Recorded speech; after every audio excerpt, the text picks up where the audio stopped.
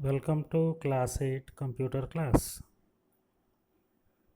The lesson is operating system and graphical user interface, unit 2.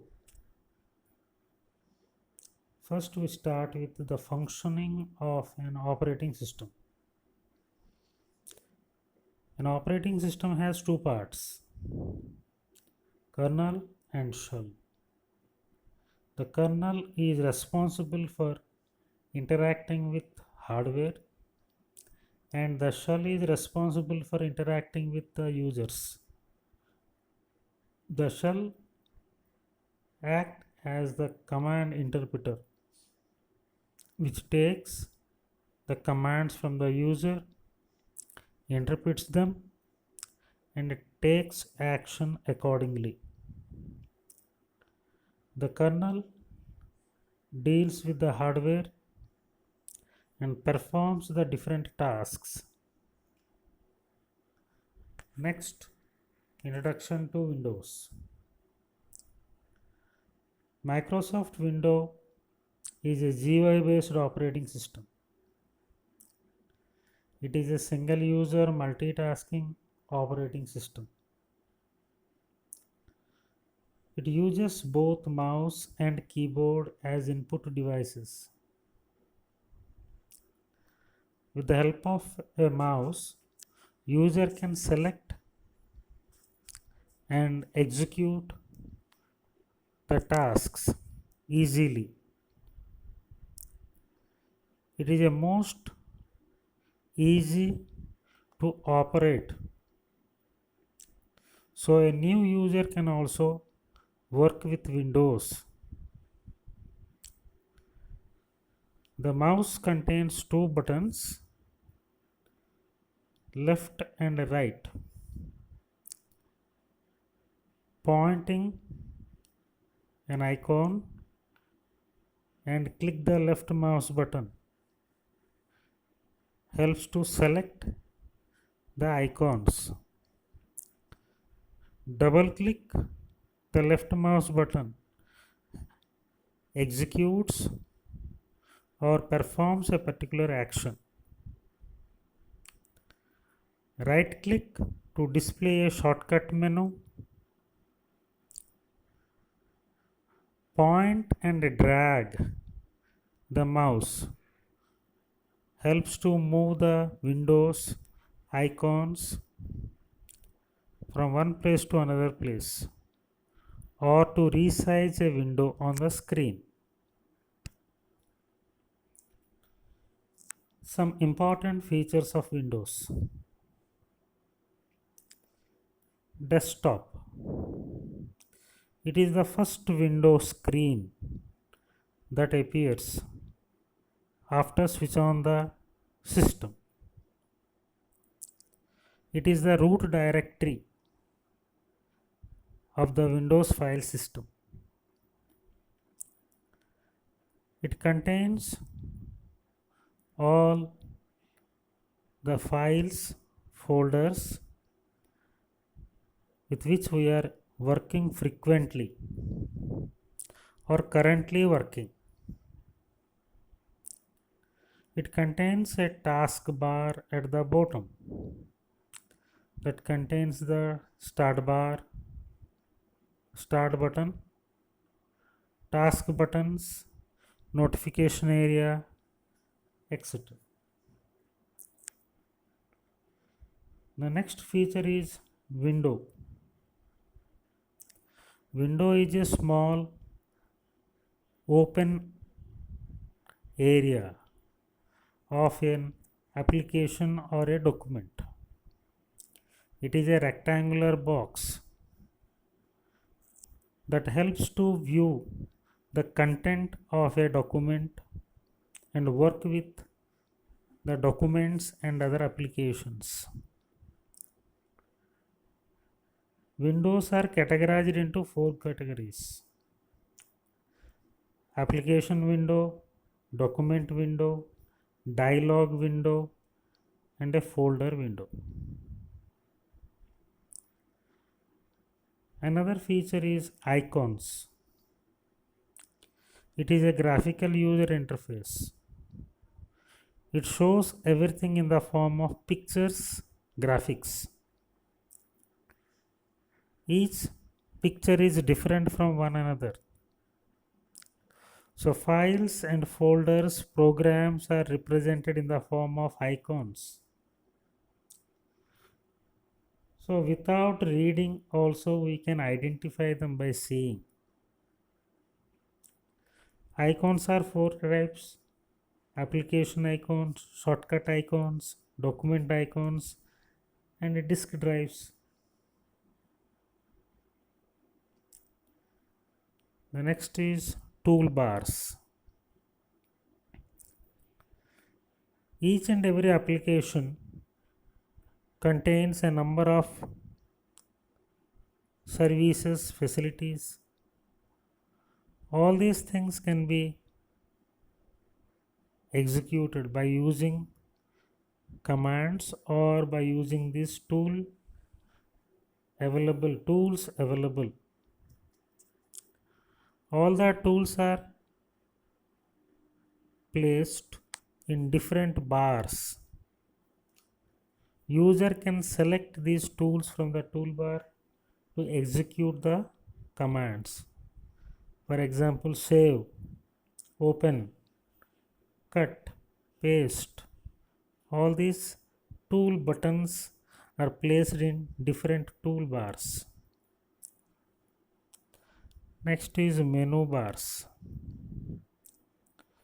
On the top of the window, it contains different menu options. A group of commands are set in different menus: file menu, insert menu, edit menu, etc. Status bar. Each and every application and dialog window, document windows contains the status bars. It shows about the status of that particular document or that application. Scroll bars. Window is a small opening portion. To view the remaining part of the document, we can use the scroll bars. By using these scroll bars, the window can be moved up and down, left or right. The middle portion of a document window, the white space, is called the workspace or work area, where we can type, edit, view the contents. Each and every window contains borders and corners. These borders and corners are used to enlarge the window or to resize the windows.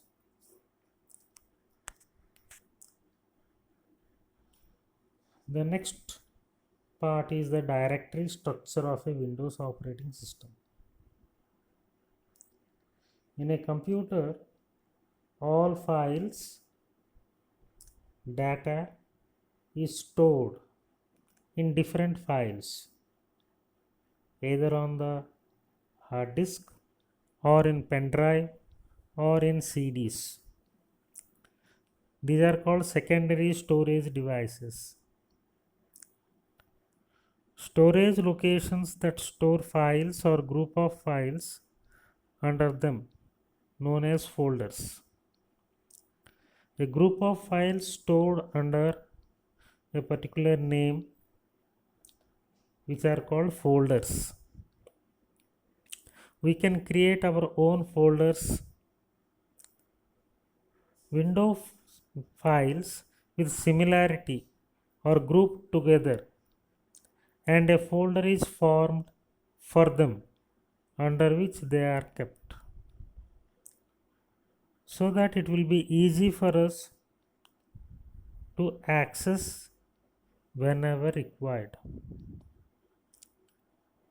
Always it is advised to keep a similar group of files under one single folder. instead of mixing all files together in one place. So a folder contains a number of files along with some other subfolders. This organized the file structure is referred to as multi-level or hierarchical directory system. In that the desktop is the root directory. Now exploring the file system of a computer or the Windows. In system or in the hard disk, we are storing some thousands of files. All these files, to access, it is difficult to remember the names. So we can use the different navigating tools to access these files. Most commonly used are Start button on the taskbar. It helps to open the files and to execute. Click on the Start button, then you will get a program folder. In that program folder, all the programs which are installed, it will display. We can select with the mouse and double click on that to execute. The another method to access the files are My Computer. On the desktop, this My Computer icon is available. We can click on that icon to display the files and other subfolders.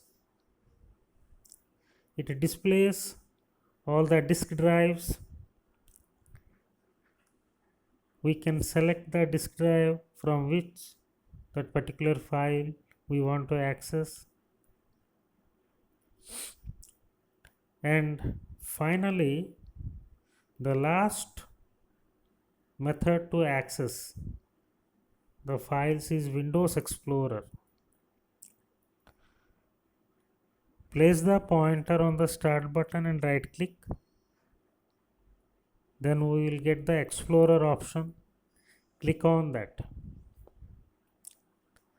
Windows Explorer displays the folders and the contents of that particular folder in two different panels,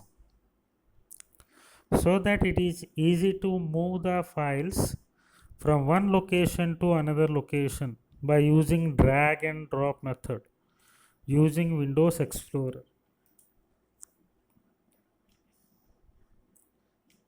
Now, managing files and folders. We can create, we can store, it can be moved, or it can be copied, or we can search the files from different folders in our hard disk. So arranging all these files in a systematic way is called organization, which are stored in different levels of folders and subfolders. So the file management contains creating of a folder, finding files and folders, opening files and folders, renaming the files and folders, to move or copy the files and folders, and deleting the files and folders. We can create a folder by using the new option from the shortcut menu. Wherever we want, we can create a folder, and in that folder we can store the content whatever we like. The next is searching the files and folders. If you know the name of the file but don't know the location, then we can search the files easily. In each and every folder window or on the start button, when you will click, we will get the search option also. In the search box, we can enter the file name and select the location where you want to search. Then within seconds it will display the location. Without knowing the path, we cannot access any file. So that search option helps to find the path and helps to access the files easy way. With the help of mouse, we can double click with the left mouse button to open the files and folders. Just place the pointer on the icon that you want to open and double click the left mouse button. It will be opened. Each and every file and folder is named with a unique name to identify it. If we want to change the name of the files, then it helps to rename the file. Place the pointer on the file or the folder, right click it. At the bottom we will get rename option. Select the rename and enter the name of the file or folder and enter it. Files can be copied or it can be moved from one location to another location. Using copy paste, we can make a duplicate copy of the files. By using cut paste, we can move the files from one location to another location. If a file is no more in use or we don't want to keep it in the disk, then we can delete it either temporarily or permanently. When you delete any file, it moves to recycle bin folder that can be recovered again. If you don't want, remove it from recycle bin so that memory can be saved.